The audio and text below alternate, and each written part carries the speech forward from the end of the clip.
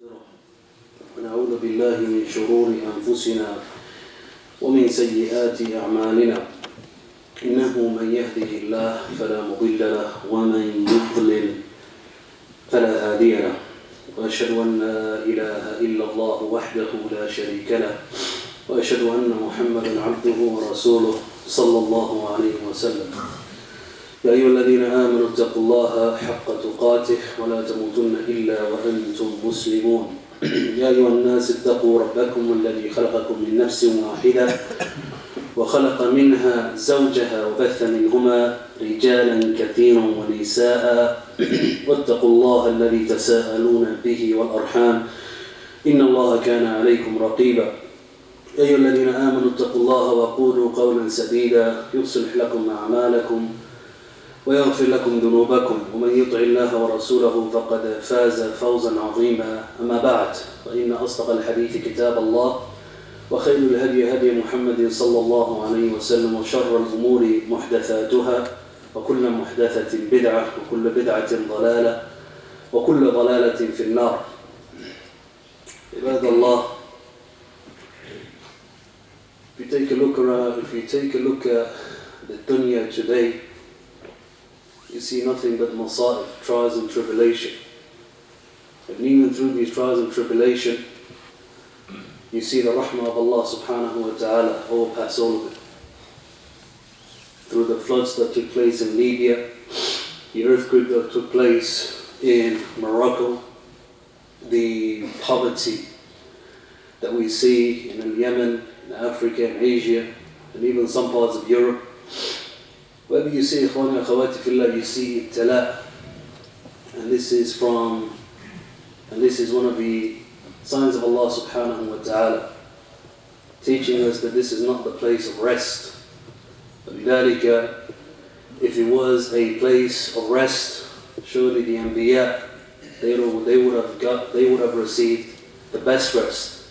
But we saw amongst all of their tariq, all of their history, the day they were born till the day they departed from the dunya, we saw that they had to endure the harshest test. Ashaddul bala al-anbiya, the people who get tested the harshest are the anbiya. What we have to do is look at the seerah of the Nabi sallallahu alayhi wa sallam, and you will see nothing but trials and tribulation.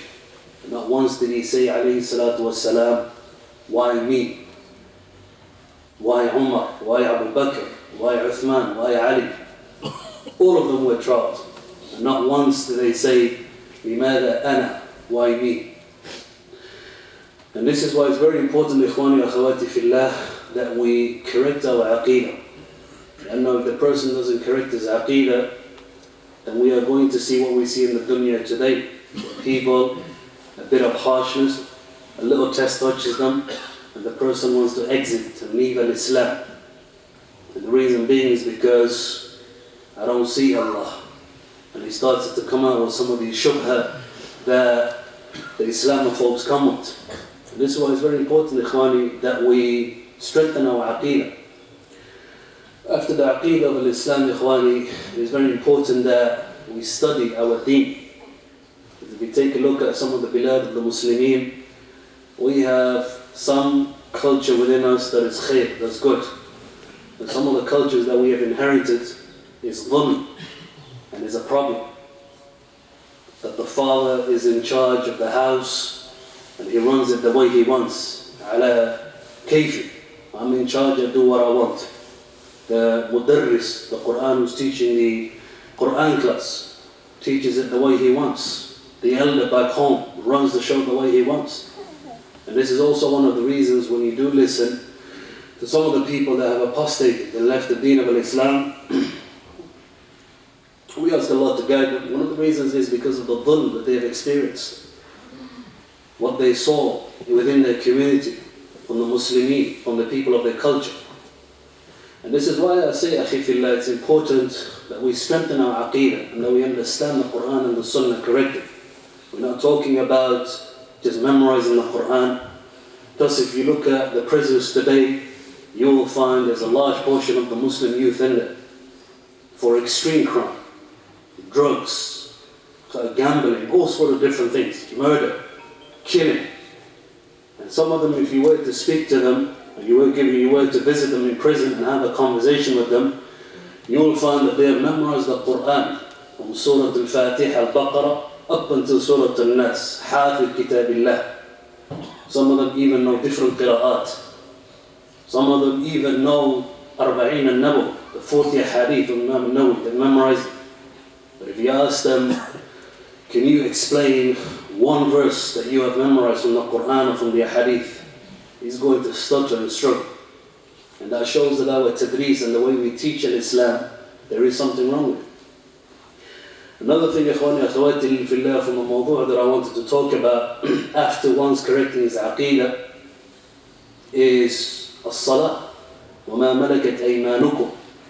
This is also one of the reasons, ikhwani, why we're in the situation we're in. It's also one of the reasons, akhi fillah, why people leave the deen of Islam and they started to have doubts and shak.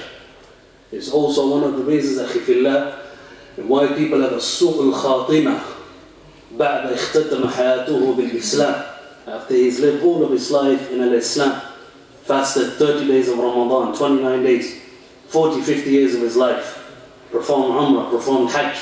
But when the time of death comes, you'll find some people struggle to say La ilaha illallah. And the reason why is because we haven't perfected this.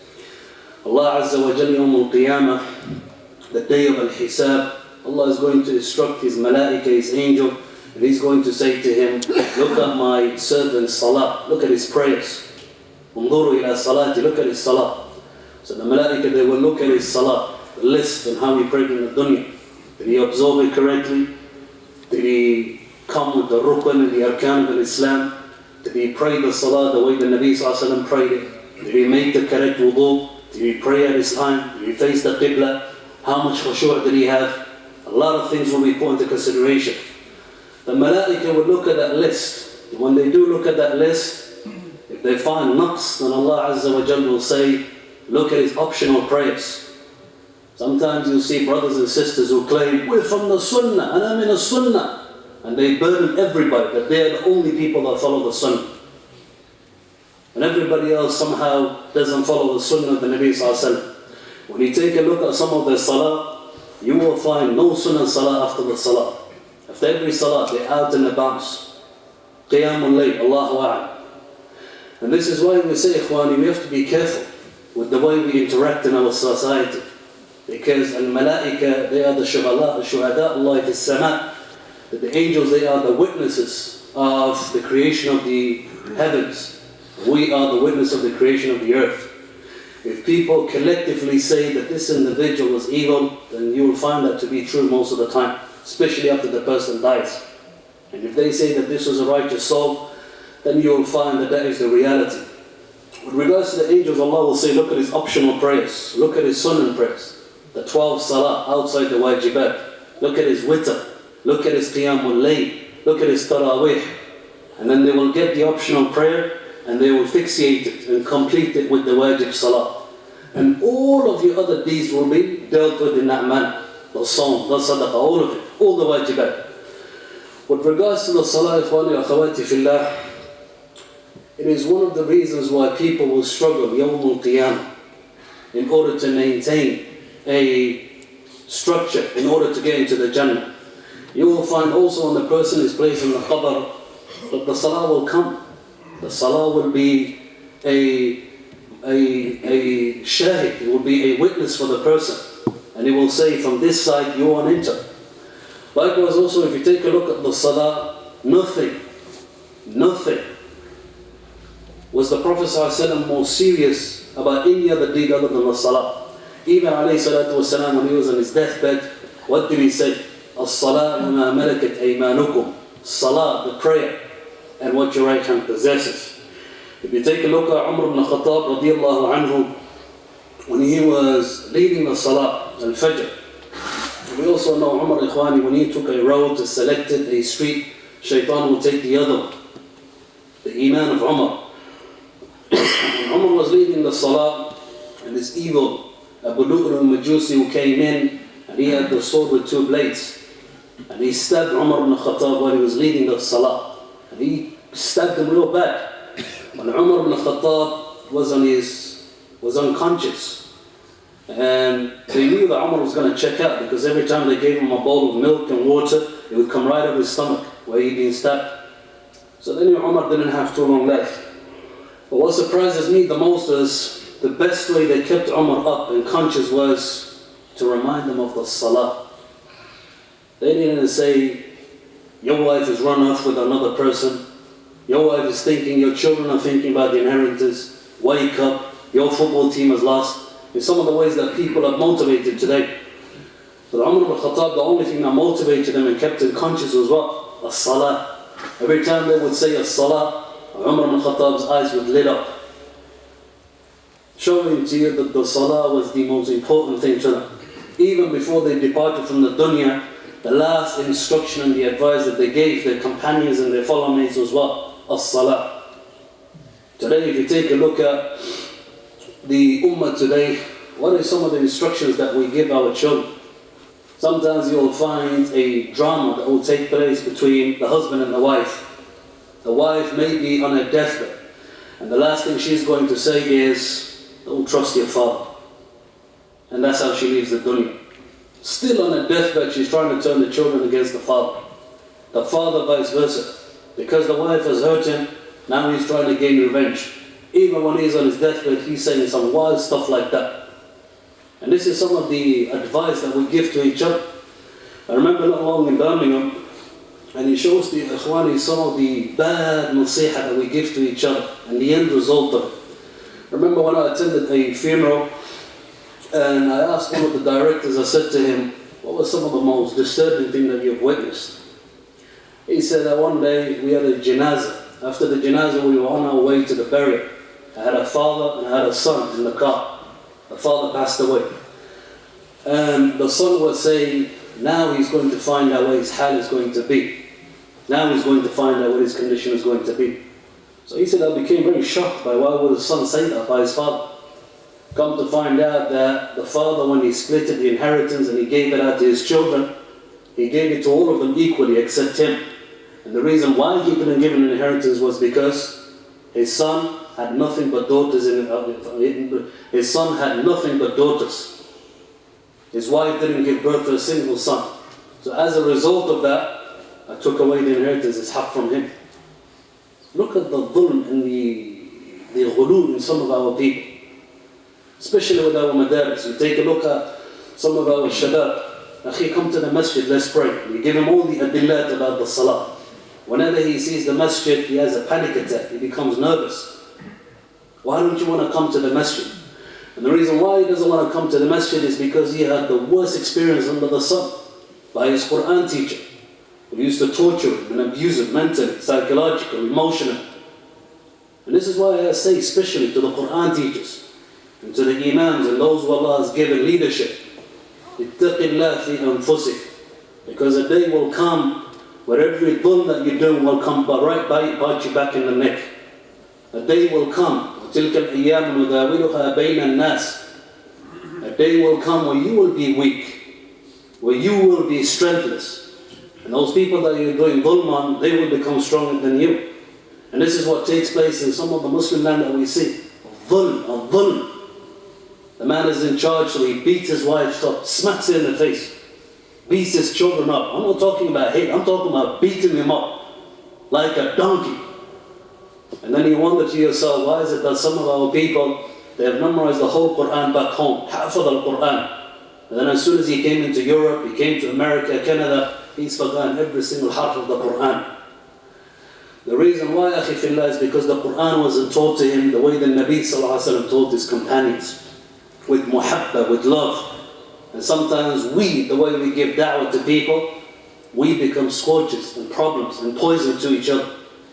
Very important, ikhwani, that we understand that this religion of Allah will also be the deen that will be established yawm al-qiyamah. It will be said to the person, اقرأ ورتقي ورتل كما كنت ترتل في الدنيا. Read and contemplate.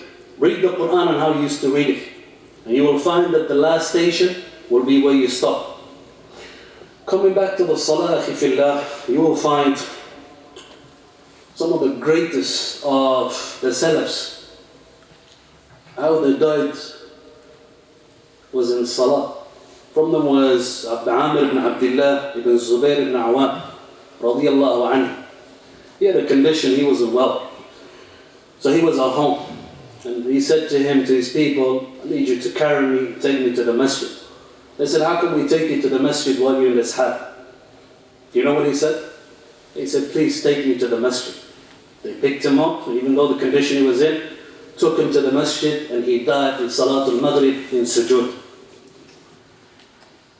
Recently I saw a video in Turkey. Old man. Had some problem with breathing. He had 2 oxygen chambers with him. Huge ones, connected to his nose. Couldn't even breathe properly. And you can see him walking to the masjid. Dakhal al-masjid, he come inside, got in the first row, and started to pray. Another qisas that I saw was a young child from Yemen who was crying. And they said to him, why are you crying? What makes you cry? He said, because I missed the Salah al-Wajib in the masjid. And that's why he was crying. Today you take a look at some of our shabab. Why are you crying? I couldn't meet the famous YouTuber over there. I couldn't meet the TikTok star that I wanted to meet. My football team lost. My tribe lost. I couldn't meet my sheikh. Ghareeb stuff. Well, if you look at these people, the reason why they cry is because they miss one wajib salah in the masjid. Another qissa, ikhwani akhawati fillah, that astonished me with regards to the salah is the qissa that took place between Musa alayhi salatu wassalam and the Nabi alayhi salatu wassalam. The incident of Al-Isra wal-Mi'raj, and the Nabi sallallahu alayhi wa sallam was taken up and he was showing the world of the unseen. He saw Allah alayhi salatu wassalam. But then when he met Musa, and he went up to Allah subhanahu wa ta'ala, and he was given 50 salah. The Prophet ﷺ came down and met Musa. Musa asked him, what has been given? And he said 50 salah. Musa said, your ummah won't be able to do it. So the Prophet ﷺ went back, and 5 salah was reduced. Came back to Musa, the same incident. Musa said, your ummah won't be able to do it. And the Prophet ﷺ went up asking Allah to make it less, until it came down to 5 salah. When it came to 5 salah, what happened?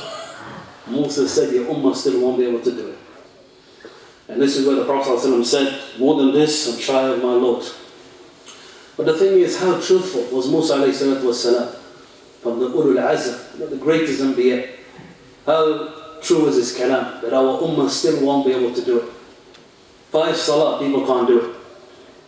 People are trying to find fatwa to cut short. Can I combine? Can I just skip some salah?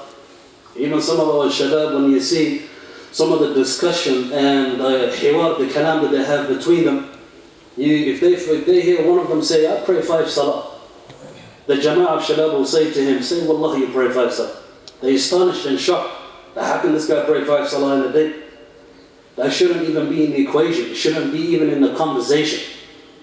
And if you take a look at the Muslim land today, one of the reasons, akhi fillah, why we're in this situation is because of the salah. Mawdi'a, we let it go. You take a look at what took place in Egypt a few years ago. There was a famous Mughani, a singer, came to a concert and filled the stadium up with 70,000 people. Filled it up with people singing his lyrics. And not far away there was a masjid. One person came to that masjid, done the adhan, done the iqamah, and led the salah himself. This is a Muslim country. Nothing against Egypt. Allah, you'll find some of the best people on the face of the earth in that balad. Musa lived there. A balad of tariq. Some of the greatest scholars that we have met came from Egypt.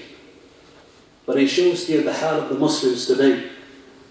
Wherever you look in the Muslim land, you will find that the MASJID have become less and less and less people in there. You play a Bollywood movie 4 hours long and people won't move from their spot.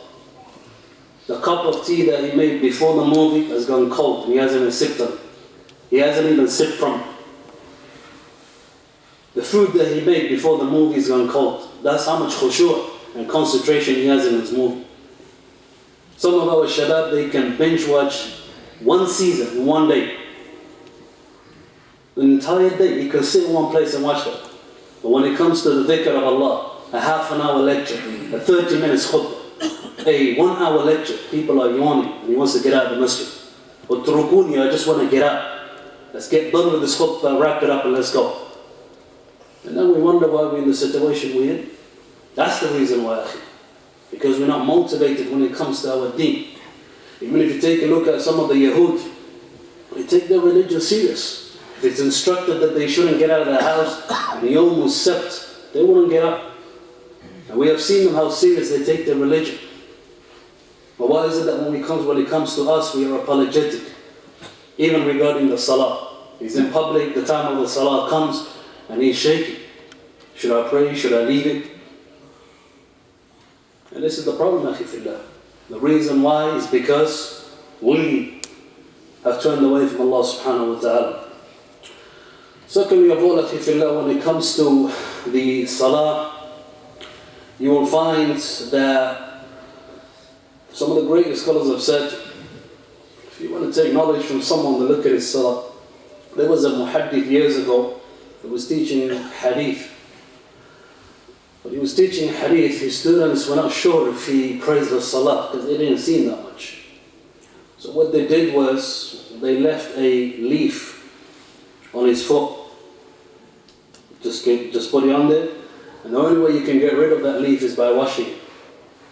So days went by, 1 day, 2 days, 3 days, and they found that that leaf was still on his foot, which means he wasn't making wudu, let alone pray the salah.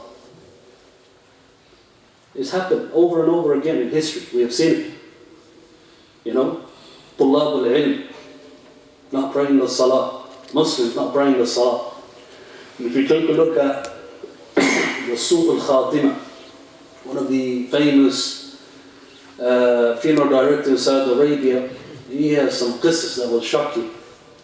Stories after stories that he's witnessed right in front of him. Faces that change and become so that scary faces, you know, at the time when he was washing the bodies. He even mentions that there's been times where we couldn't even take the body because of the smell that was emanating from the body. And most of the time when they follow it up is because this person was tariq salah. We've even seen videos, akhi fillah, where they found snakes in people's body. Snakes in people's graves.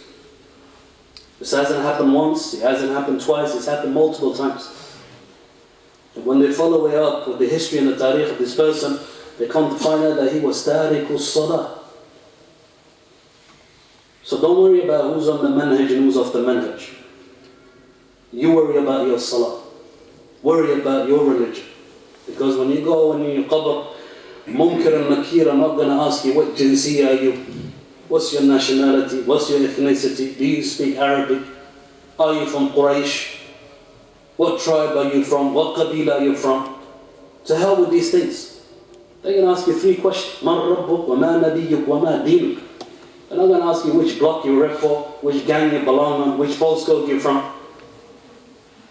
Do you have any memorized Bukhari and Muslim? They're not going to ask you that stuff. They're going to ask you 3 simple questions. And the only way you can answer that is by following the instruction of the Nabi sallallahu alayhi wa sallam. As-salah awwal shay. Suq al-Khatima. They said years ago in one of the Muslim lands, they said there was an individual who used to skip salah. And he was very lazy. Every time they would say, Akhi, as-salah, come through, he would say, later. They said when he died, they done his janazah, took him to the grave, and when they dug up the grave, they find a tha'ban, the snake in there. I said, alright, let's try the next one. They tried the next one. They found the same snake in the first one and the second. They continued multiple times until they consulted with some of the mashayikhs of our country. They said, look, we don't know what more to do after this. So the shaykh said, tawakkul ala Allah, bury him where he is. One of the rawi that was narrating it, he said, even when we were walking away, we could hear the crushing of the bones. And it's because he was an individual who avoided salah, skipped it, left, right, center. So wallahi azim, ikhwani akhawati fillah, nothing, jumhur and all the ulama, Al-Shafi'i, Imam Malik, Imam Ahmad bin Hanbal, all of the Salafs, all of the scholars, there is nothing that they have all combined collectively and agreed upon except this topic, that the tariqu salah is kafirun billah.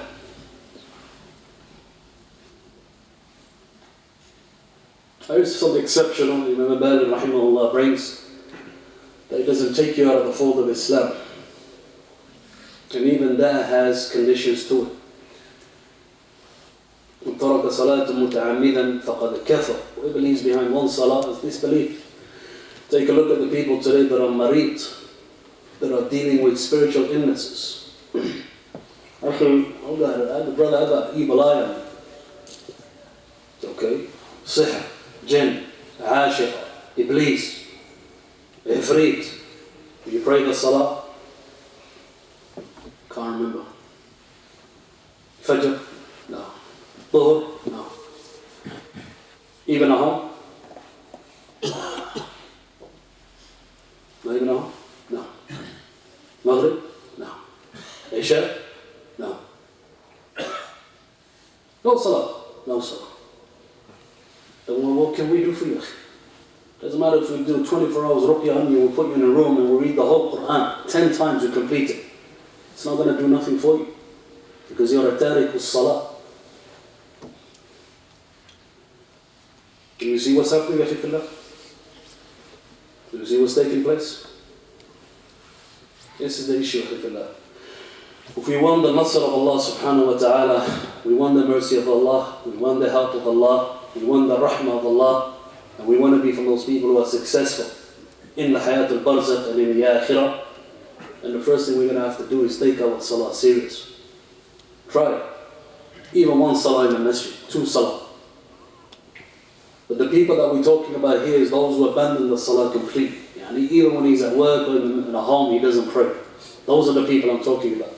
Not the ones who just abandon the masjid. And even though it's very important that we come to the masjid, I'm talking about those who abandon the salah.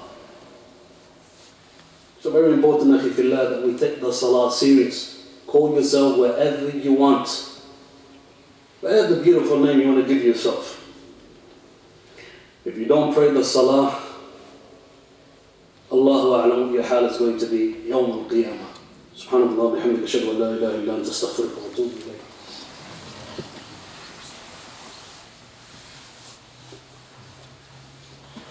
بسم الله الرحمن الرحيم. الحمد لله رب العالمين والصلاة والسلام على نبينا محمد وعلى آله وصحبه أجمعين.